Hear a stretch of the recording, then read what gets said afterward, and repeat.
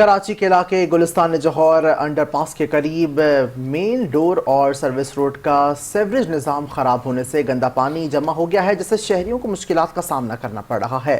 اس سڑک کا مزید احوال جانتے ہیں نمائندہ 5 نیوز فتح اللہ سے۔ جی فتح اللہ، اپڈیٹ کیجیے گا۔ موجود ہوں گلستان جوہر کا یہ علاقہ ہے اور پیچھے میرے رابعہ سٹی ہے اور آگے جا کر جو ہے پہلوان چورنگی ہے۔ یہ میں اس وقت موجود ہوں، یہ جو ہے جوہر کا انڈر پاس ہے اور یہاں پر صورتحال دیکھ سکتے ہیں کہ کس قدر گندا پانی جو ہے، نہ تو سروس روڈ سے کوئی جا سکتا ہے، نہ جو مین شاہراہ ہے انڈر پاس کے برابر والی وہاں سے کوئی گزر سکتا ہے۔ یہاں پر کئی فٹ پانی جمع ہے۔ آج کراچی میں جو ہے چوتھا روز ہے، بارش آج تو نہیں ہوئی لیکن بارش کو گزرے ہوئے بھی کافی وقت ہو چکا۔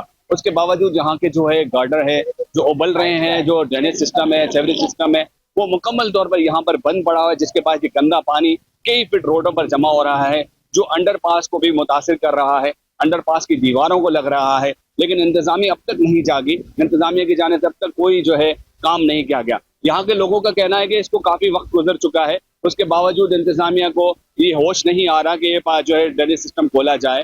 تو یہاں کے یہ سوال پیدا ہوتا ہے کہ یہاں پر گزرتے وقت یہاں کی شدید اسمیل ہے گندے پانی کی، بیماریاں پھیلنے کا خطرہ ہے اور لوگ مسائل کا شکار ہیں، اور یہاں پر ٹریفک کو جو ہے پرابلم ہوتی ہے، لوگوں کی گاڑیوں کو نقصان ہو رہا ہے اور کئی گھنٹے یہاں سے گزرنے میں ان کو لگتے ہیں، ان کے کپڑے خراب ہوتے ہیں، ان کی چیزیں خراب ہو رہی ہیں۔ یہاں کی جو بھی انتظامیہ ہے وہ ان کو جو ہے ہوش نہیں آ رہا۔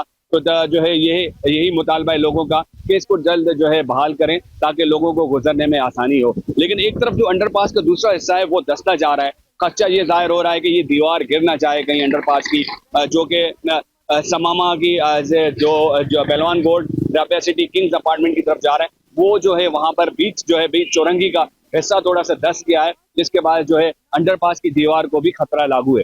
جی